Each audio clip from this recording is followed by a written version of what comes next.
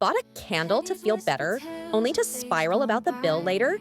If you've ever done that, retail therapy isn't working the way you think.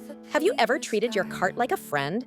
Something soft and comforting you can lean on when you're sad, anxious, or just human? I've been there. I once thought the answer to every bad day was unboxing something new and validating.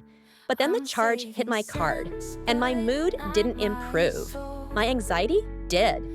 In this video, I'm going to unpack the emotional mechanism behind retail therapy, why it feels good momentarily, why it doesn't last, and what does help when it comes to healing with money.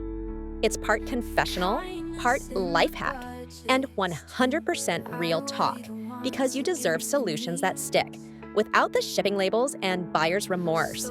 Hi, I'm Jane, financially vulnerable, emotionally curious, and on a mission to help you spend with intention, not impulse. The emotional pull of retail therapy. Imagine you've had a day, maybe a difficult meeting, a fight with a friend, or one of those insomnia nights where your brain loops bad thoughts.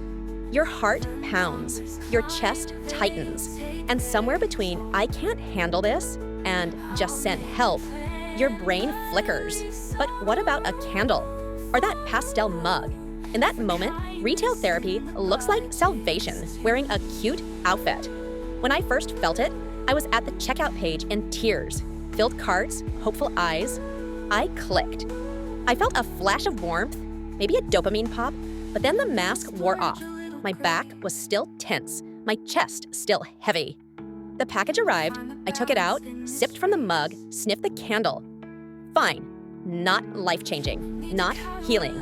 And inside, I still felt the raw edges of my emotions. Only now, I had a reminder of my spending against my goals. That's the heart of retail therapy. It offers warmth, but it doesn't deliver clarity. You're asking a transaction to fill a human need. And when it fails, as it always does, you feel worse, $45 poorer and still sad. We're people, not robots. We want comfort. We crave relief. And retail therapy gives a taste, but not the meal. It's a sugar hit for the soul that ends in an emotional hangover. The science of short-term relief. Ever wondered why retail therapy feels so right at first?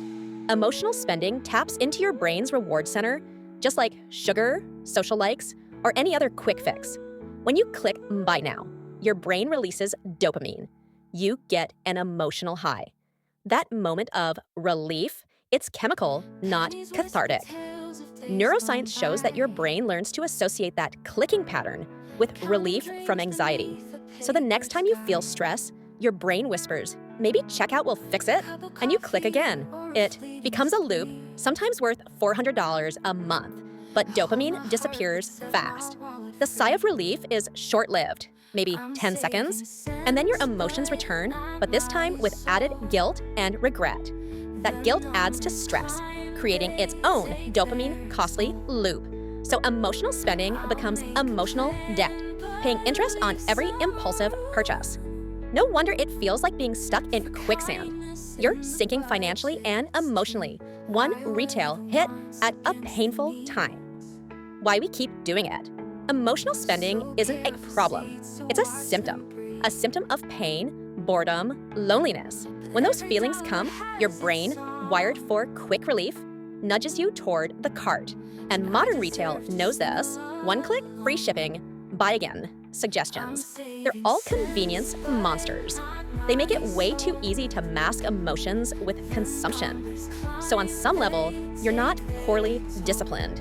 You're human, operating in a system built to exploit that humanness. And you fall into the emotion cart crash cycle again and again, feeling disconnected, but thinking that cart will reconnect you. It's not weakness, it's chemistry and design. Realizing this is the first step to rewriting your response. Take a second right now. Grab any paper and ask, what do I actually need right now? Write one line. Drop that line in the comments or DM me if it's private, but say it aloud. Let's practice clarity together. Real alternatives to healing. Without the charge, let's pivot. You're feeling down. What do you reach for instead of your cart? pause, and journal. Why am I sad, hungry, anxious? Write it out. It feels simple, but it gives emotional clarity. Emotion budget? Set aside a small, planned fund monthly, say $20 or $30, for something you actually want. It's permission, not permission slips. Human connection, call a friend. Take a walk. Talk about whatever's bothering you. Feelings need to be felt, not purchased. These aren't instant. There's no order confirmation screen, but they do prevent emotional spending, and they build real healing muscles. How I integrated this habit. I started small. My first emotion budget was $20. But here's the twist. I didn't let myself spend until after I journaled. I considered the cart only if I wrote why I wanted it. Then I asked, does this support my emotional well-being or distract from it? Sometimes I didn't want it after writing. Sometimes I did, and I paid quickly and guilt-free. Something magical happened. I went from cart-led healing to journal-aware spending. I felt freer, more intentional, less emotionally bankrupt. And if I ever spend bigger, I still pause, journal, reflect. The cart still whispers sometimes, but I hold the microphone, not it. Retail therapy promised me peace. What I got instead was a drawer full of stickers, a closet full of treat yourself regrets, and the growing suspicion that I was trying to solve emotional problems with bubble wrap.